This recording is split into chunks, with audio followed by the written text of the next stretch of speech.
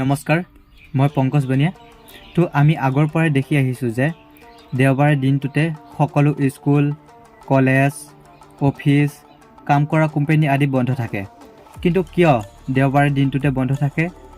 বেলেগ বাৰটোতো বন্ধ থাকিব পাৰে। তো ভিডিঅ'টো আপুনি শেষলৈকে চাওক, আপুনিও জানিব যে দেওবাৰে বন্ধ থকা বিষয়টোৰ কাৰণ।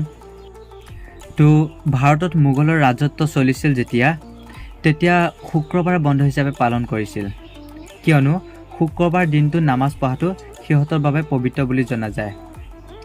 এনেদৰে প্ৰায় বহুদিনৰ পিছত যেতিয়া ভাৰতত অংগ্ৰেজৰ ৰাজত্ব আৰম্ভ হৈছিল, তেতিয়া প্ৰথমতে কোনো ধৰণৰ দিন বন্ধ হিচাপে পালন কৰা নাছিল।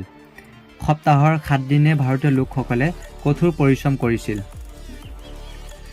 এনে সময়তে ভাৰতীয় কাম কৰা লোকসকলৰ নেতা শ্ৰী নাৰায়ণ মেঘাজী লোখণ্ডে মিলত কাম কৰা লোকসকলৰ বাবে সপ্তাহৰ যিকোনো এটা দিন কাম কৰা বন্ধ দিয়াৰ বাবে অনুৰোধ কৰিছিল।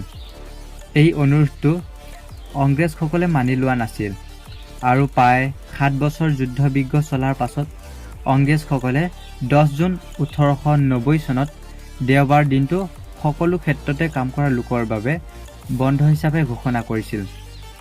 তেওঁলোকে দেওবাৰে দিনটো বন্ধ দিয়াৰ কাৰণটো আছিল যে সেই দিনটোত তেওঁলোকে গীৰ্জাত গৈ তেওঁলোকৰ ভগৱন্তক প্ৰাৰ্থনা কৰিছিল আৰু সেইবাবে তেওঁলোকে দেওবাৰে দিনটোৱে বন্ধ হিচাপে ঘোষণা কৰিছিল। আৰু তেতিয়াৰ পৰাই এই দেওবাৰ দিনটোতে সকলো স্কুল, কলেজ, অফিচ আৰু কাম কৰা ক্ষেত্ৰসমূহ বন্ধ হিচাপে পালন কৰা হয়।